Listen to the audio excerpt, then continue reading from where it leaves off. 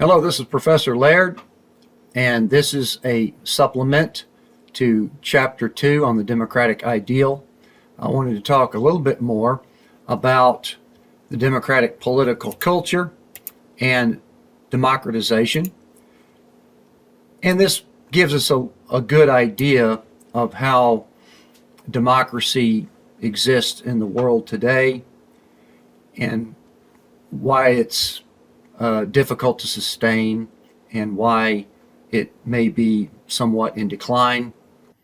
First thing we want to look at is a spectrum of political systems around the world, from autocratic to democratic. On the far side here, on the autocratic side, is a dictatorship, a rule by one. We also have a monarchy on this side of the spectrum, where you have a rule that's passed down through a family, perhaps such as a royal family, such as Saudi Arabia.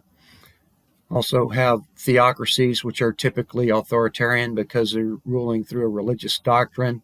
Iran is an example of a theocracy. Single-party authoritarian systems. This is such as China, where, of course, this is not an absolute scale, but somewhat general from autocratic to democratic. But a single-party authoritarian system may actually have elections, but that party is in such control that it guarantees elections each time. In China, for example, there are no elections. The party just stays in control. An oligarchy is a rule by a few people, and this may be not necessarily an official form of government, but a group of insiders that are calling the shots or that are controlling the economy, such as in Russia, when after the fall of the Soviet Union, a group of oligarchs, the insiders, were pretty much controlling things until Putin took control and then turned it back more into an authoritarian direction. Plutocracy is in quotes there because that's not necessarily an official political system, but it does not mean that it's a rule by a person from another planet. This actually is meaning rule through money. And there are some ideas out there that the United States is increasingly becoming more of a plutocracy because of the amount of money that is involved in the political process. As we get further down the spectrum, the United States is considered a representative republic. This is more of a polyarchy type system where we're not quite a pure democracy, but we send delegates to government to represent the public. And then further down the spectrum is a social democracy, more socialist-leaning, democratic type of system, such as in Scandinavia. There are some parties in the United States that are considering themselves social democrats. And then on the very far end over here, pure democracy does not really exist anywhere in the world, but that's the spectrum of political systems, and we are going to be focusing on this range right in here, most particularly as to democracies, what that means in today's world, and the democratization process. One of the things that's very important to understand is that in a democracy, particularly such as the United States, which we can use as a good example, plus we've been here and we're familiar with it, is that people have been socialized over many, many generations into a democratic political culture that we somewhat take for granted. There is a respect for the rule of law, even though we may not necessarily agree with a particular law. We know that we have to respect that law and that there's processes that we can go through to change the law. We don't want to break the law in order to change it. There are certain cases that we've seen throughout our history where, in hindsight, obviously it was an unjust law. People protested against it and risked getting arrested in order to get that law changed. Yes, that could still happen today. But generally, we have this respect for the rule of law, where in many countries of the world, there is no respect for the rule of law because they have such an unstable government that has really not done much for them. For many generations, it may be corrupt, it may be rife with conflict, so the people don't really trust it and may not respect the rule of law. Elections is another thing that is at the bedrock of democratic systems, to where being able to send your representatives or your delegates to the government is really the first step of the process. There are a lot of countries in the world that have made this transition to elections, and then they may call themselves democracies, but there's still a long ways to go. That's just a first step. And then there's some aspects that are very difficult to measure, such as a tolerance between the subcultural elements in the society. United States, Canada, British, they are examples of fairly multicultural, successful democratic systems.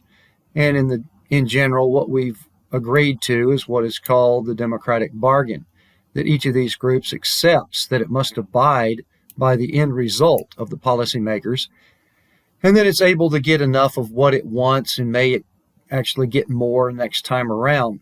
I've already talked about a little bit before, is that the biggest source of conflict in the world today is between these subcultural elements, these ethnic groups, between ethnic identities within countries that are unable to coexist. They have not consolidated into a democratic system where they can make this democratic bargain.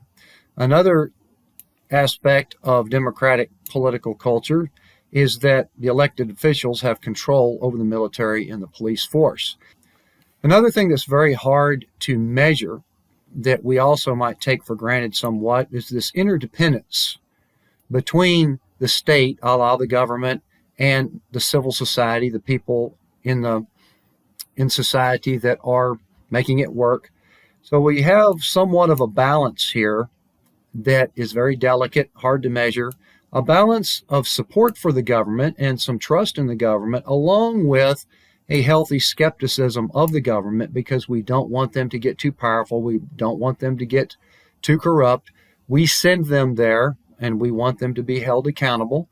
And if they are held accountable and are doing what we want them to do, then we would have that support and that balance, which is, we may be losing some of that balance even in the United States, because when you look at polls from the early 60s on, there has been a general decline in the trust of government. Another thing that is a little bit arguable in today's world is the market economy is somewhat a package deal, comes hand in hand with a democratic system because of the freedom of choice. Freedom of choice in a democratic system as far as your leaders and your policies that you can decide on. In market economy, your choice in jobs, your choice in products to buy, the market determining through supply versus demand what the prices are going to be. We also have to be aware that the market systems are conducive to inequality, and ours is subject to some amount of regulation. So there's that trade-off. We'll talk a little bit later as to, some of the authoritarian systems are embracing market economies in somewhat of a controlled capitalism type of system, and that's an interesting transition that we'll be looking at. And then, of course, extremely important in a democratic political culture is the flourishing of the education of the society. The more education, the better. The more educated your society is, the better. That makes them smarter, electing smarter people and making smarter decisions and being able to make decisions without the being told what to do by an authoritarian system. So this democratic political culture is considered anchored in these fundamental institutions, but floating because of the people having the opportunity to choose, to pick their leaders, to remove their leaders. So that's something that we may take for granted in the United States. But we've been socialized into this for many generations, and a lot of states, most states in the world, do not have this. And you can't flick on a switch and turn on this democracy overnight. It has to evolve over many generations. So that shows you how far away we are from it on a global basis in many respects. And we've talked a little bit about how the state first formed from the powerful Western European states, the homogeneous cultures there in Western Europe, then delegated to a defined authority, became extremely competitive, went into hyper-development, and then pretty much took over the rest of the world through the process of colonialism, which we just touched on very briefly before. But the colonial subjects were unable to form their own states. They were under the control of the empires that had dominated them for over 400 years. And then when they came out of colonialism, the borders were drawn arbitrarily. They did not get to pick and choose through homogeneous cultures their own boundaries. And that's another reason why there is a lot of conflict in the world today, because they were not able to do that, and now they have to figure out how to coexist and come up with systems that may share power or have some sort of regional or federalist type systems where they can be equally represented. That's a challenge to do that. But colonialism is also responsible for setting in a very big divide between rich countries and poor countries. Now, colonialism has been, I guess you could say, by the early 60s, colonialism had pretty much been weeded out, where all these colonial subjects had been granted their independence. But still, since that time, there has not been a whole lot of difference in this rich versus poor world divide. Colonialism obviously was the facilitator of this, but also we're seeing the continued instability of these states, particularly political instability, keeps them underdeveloped and getting further and further along here, where it's no longer able to blame colonialism for their lack of development and lack of political stability.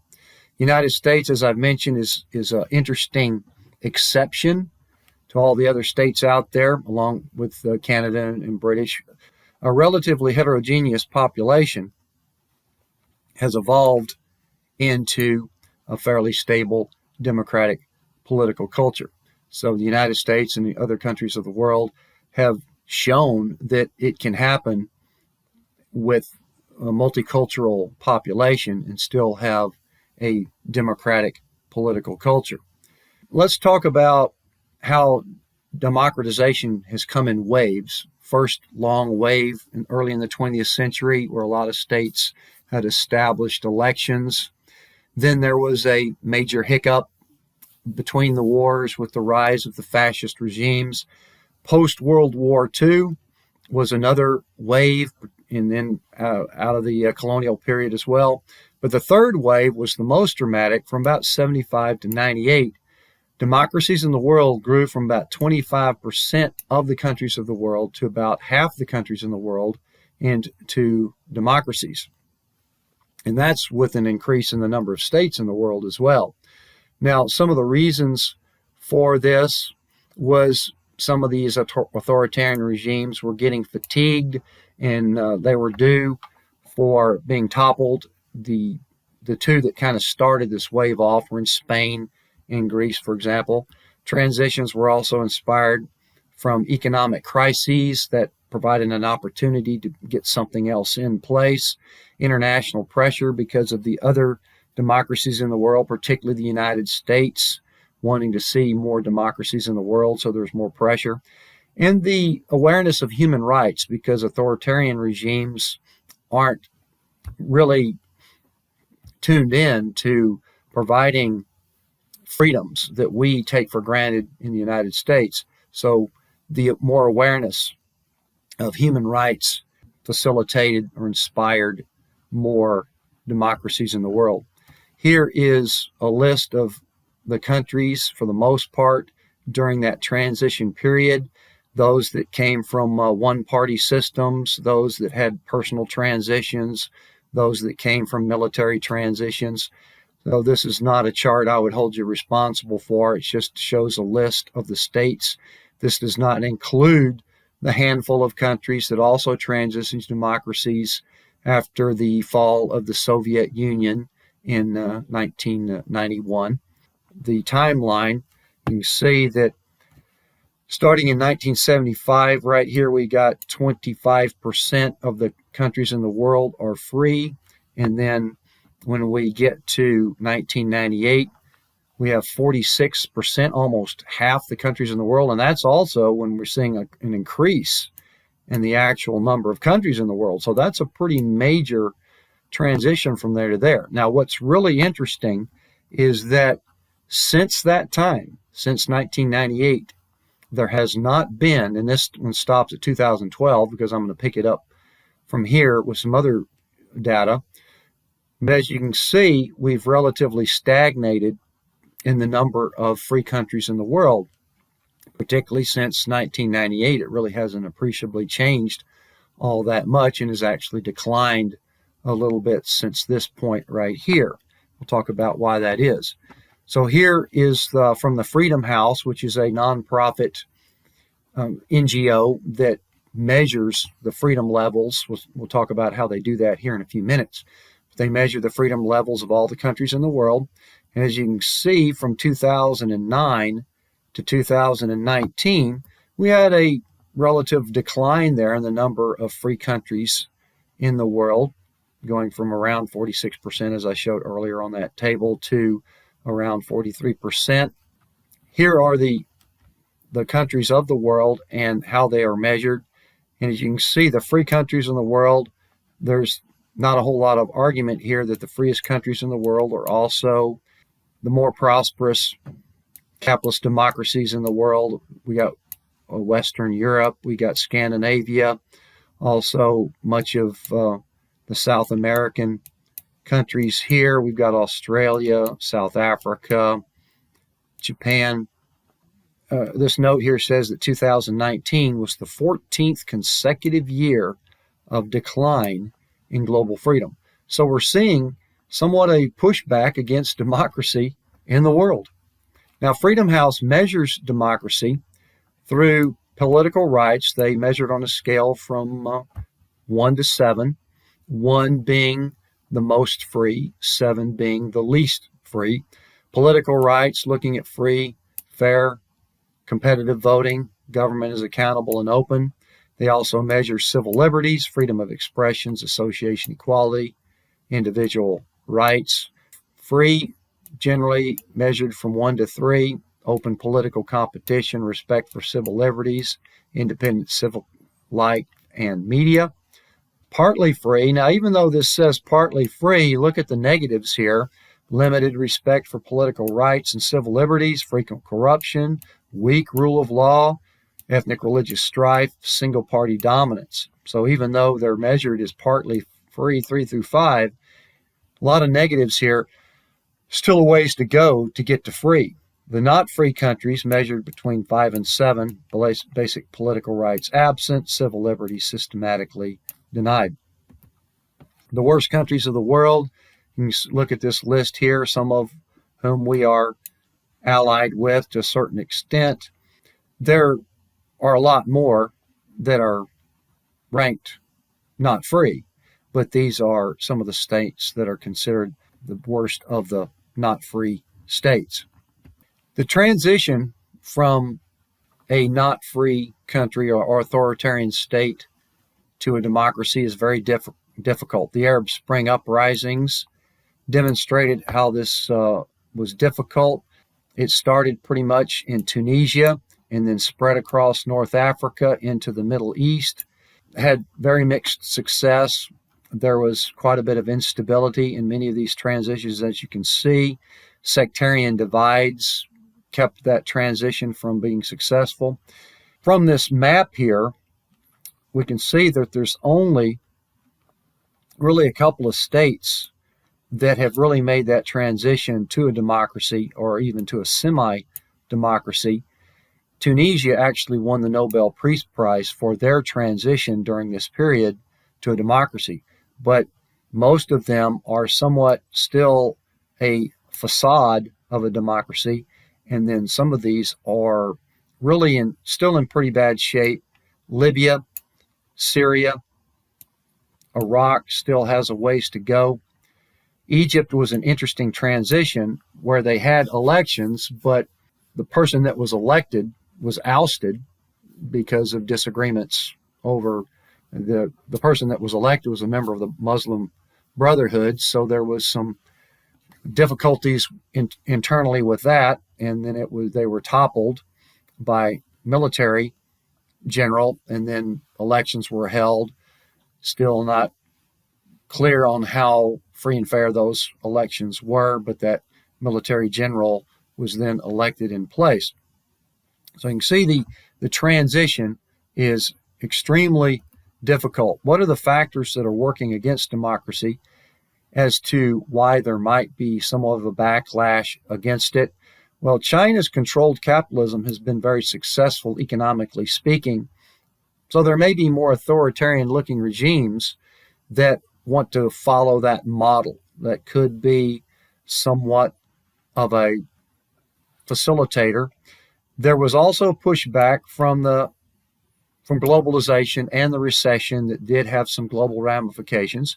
And even the most recent administration in the United States was anti-globalist for the most part, pushing back against globalization.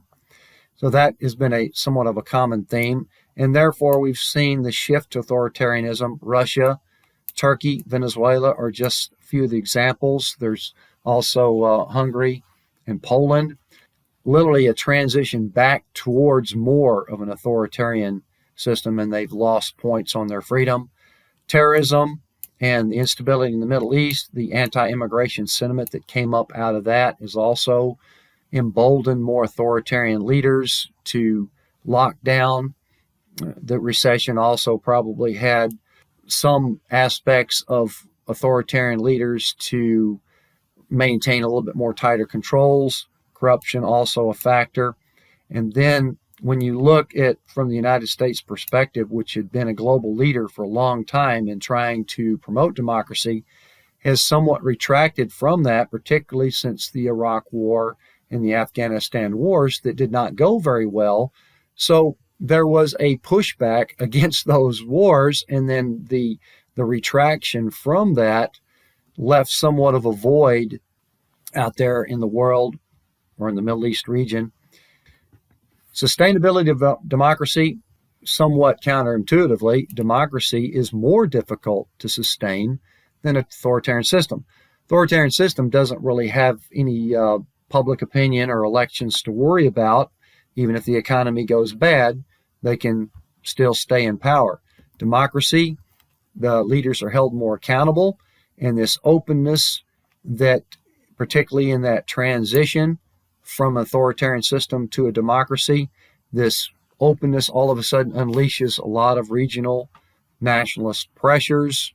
The identity groups come to the surface calling for equal representation, and there may be some payback there if they've been oppressed for many, many generations. Is more likely to succeed when this transition is preceded by a slow liberalization, such as establishing some institutions like separation of powers, branches of governments, going ahead and establishing some individual rights, showing some forms of representations before you make this full transition. One of the most successful examples would be South Korea, that made the decision to make this transition and has gone from a authoritarian, underdeveloped country to a democratic, very developed country in a relatively short period of time, comparatively speaking. This backsliding back from a democracy is a potential if the economy doesn't improve, because if people aren't seeing the economic benefits, such as in Russia, then they may go, well, wait a minute, what's this democracy? Then people will be perhaps acceptable to a patriarchal figure such as Putin or an authoritarian figure to come back into control and reassure people. There is very little doubt, however, that democracies have shown more prosperity overall, on average, over the long term. Those are the average numbers. GDP of democracies, so it's a significant difference there between that and non-democracies. Democracies have been better at fostering economic growth simply because the leaders are held accountable for that, for spreading more of the wealth and not hoarding the wealth. The reasons to become a democracy, however, have less to do with economic prosperity than they do with freedom. The transitions there, particularly of the Arab Spring uprisings, those were all generally led by wanting a freer system to get out of that authoritarian control. And then the assumption would, of course, be that once we have this more open system, then there would be more opportunity. Then the economy would then grow along with that. That's the general assumption. If it doesn't happen, then there may be some problems. Because once becoming a democracy, you're more likely to remain if that prosperity does increase. Let's look at some of the numbers here.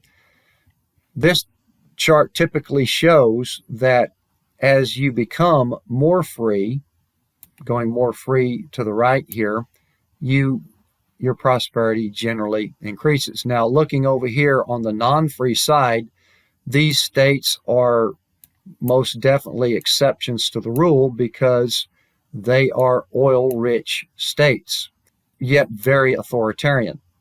And of course, Singapore is a fairly small city-state. But in general, you can see that as your level of freedom increases, your prosperity has generally increased as well.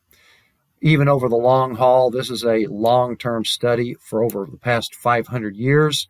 And as your democracy increases, there is a correlation here that your GDP also increases as well. So there's not a whole lot of argument there that democratic systems have generally been more economically prosperous. And then when you look at the GDP per capita around the world, yes, there's very little argument that the richest countries in the world are also democracies for the most part. There's also a correlation here between the more prosperous countries and the level of involvement of their government. These are per capita government expenditures, and the countries that typically have more government involvement, as in providing benefits for the country, paying for infrastructure, having safety nets, social insurance, things like that. The richest countries of the world, again, are the ones that also have more government involvement supporting their civil society and their economy. So looking a little bit more at democracy and prosperity, democracy has been equated somewhat with U.S. capitalism. However, there are examples of non-democratic market economies such as China that we've talked about. And there is a pushback against capitalism, which could come with that democratization, particularly in the Middle East or in some authoritarian regimes that have been socialized for many generations into these systems. The claim is that these Western ideals would also be exported to the world, these ideals of a consumerism or materialism. But it's a little bit more complicated than that, because Western societies got there first and did it fairly successfully and then became economically prosperous as a result, because Western societies have been good at providing things that human beings want. And that's why they are emulated, and that's why they've spread throughout the world. Not that they are being forced on countries, but because they have been relatively successful, and countries have been embracing that in a global capitalist type of system. Now, that's not saying what's right, wrong, good, or bad. That's just showing how it's been evolving, that global capitalism is becoming somewhat of the global economic system by default. And even very authoritarian regimes such as China have been embracing that wholeheartedly and becoming very economically successful as a result, or have shown tremendous improvements. Even though they may still be developing countries, they've shown improvements. The democratic peace theory is something that is still held up over generations, in that democracies do not go to war with each other. Once it was discovered, going way back, considering the United States would be the first, technically the first democracy with our Constitution, that there has never been two democracies that have gone to war with each other since that time. So that's a very remarkable theory that was discovered and could inspire more democracies in the world because they have less incentives to go to war with each other. Both sides are held more accountable for getting reelected. And if you get into a war and lose that war, quite likely you're not going to be reelected. So if both countries have those same constraints of being held accountable and having these institutions that are trying to minimize the prospects for going to war, then that's how that theory is held up over all these years. However, the United States has been at war most often since 1945 with non-democracies. If a democracy gets involved and then defeats that non-democracy, such as we did with Germany and Japan, and then they become successful democracies, well, then that's potentially a motivation for going to war as well. But this transition from going from a to an authoritarian system to a democracy, as we've already talked about, can unleash a lot of violence. But once that transition has ensued, democracies have shown to commit less violence on their own citizens. So this process of democratization is difficult to adopt or sustain without that political culture. So which comes first? Well, this is why it's so difficult. You make that transition, and then the transition into that political culture has to occur over a long period of time. If you can figure out how to get that political culture to evolve first and then transition to democracy, that would be also a possibility. But either way, it's extremely difficult, and that's why we have not seen much transitions to democracies in a long time. And once you make that transition, it's more likely to sustain if you have that economic development. And if we force a war into a situation where we would like to have somebody into a democracy, now there have been some claims that the Iraq War, part of that was motivated to establish democracy in the Middle East. They do not have a high rate of success. And even though most Muslims, such as in the Middle East, feel that a democracy could work, there's not a huge support for the United States style of democracy, the Western style of democracy. So they would have to figure out how to make their own style and make it work. And then we're seeing a trend towards this modern authoritarianism where leaders are taking more control, less freedoms, still embracing the market economy. So this wraps up the supplemental lecture on democratization and democratic political culture. This was a supplement to the democratic ideal. Stay tuned for discussion forum coming up.